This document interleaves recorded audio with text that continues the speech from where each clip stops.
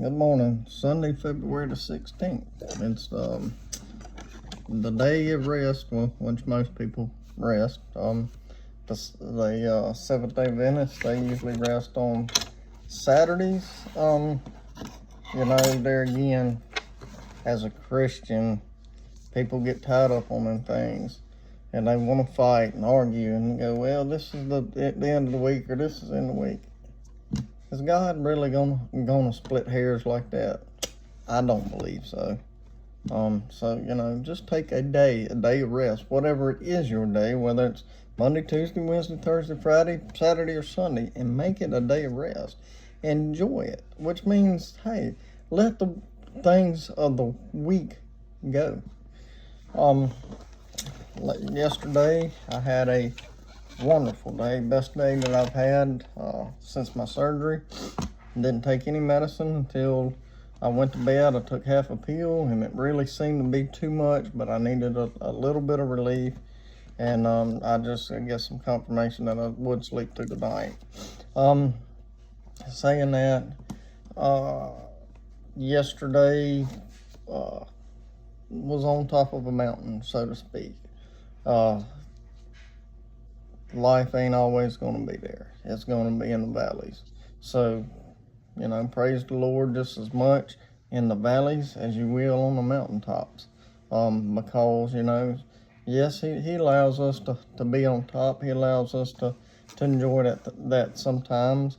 But then he allows us to go through the valleys. One is to maybe chasing, to reprimand us, to get us straighten up or get us closer to him, or whatever he sees fit to allow us to go through the valleys. And it might not even be about us, it might be about somebody else watching us, how we handle the down times.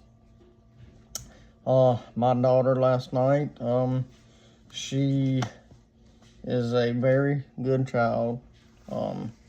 I hope and pray that I'm not naive. I hope and pray that she's just a great child, but there again, she's got a time that she's supposed to be home, a curfew, and she was past the curfew. Not by much, 2 minutes at max. But in order to show her what I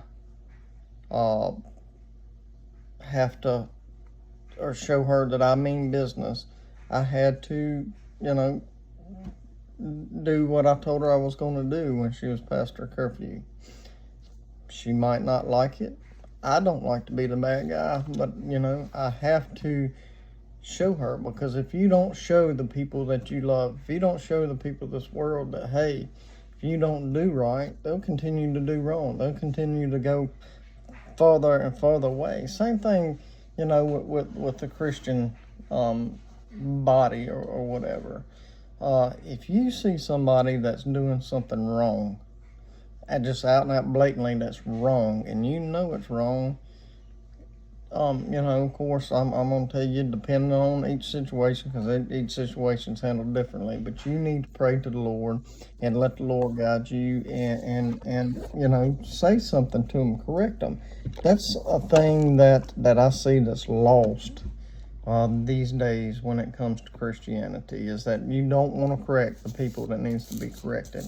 And I'm not talking about if they sin one time, but I'm just talking about if they're blatantly out doing wrong time after time after time again. Just, and they're supposedly a Christian. You got to tell them, hey, or you need to tell them, hey, I noticed this. Is there anything I can do to help you out, or I see that you're kind of going this way, and try to reel them back in.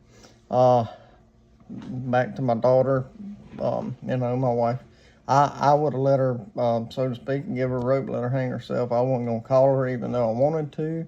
My wife, she did. She called my daughter 3 times last night. Whatever reason, she didn't answer the phone. So there, again, I have to do what I wanted to do.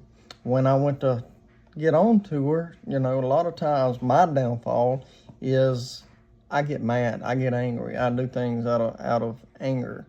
I'm learning and praying that the Lord teaches me how to calm down and do things the right way.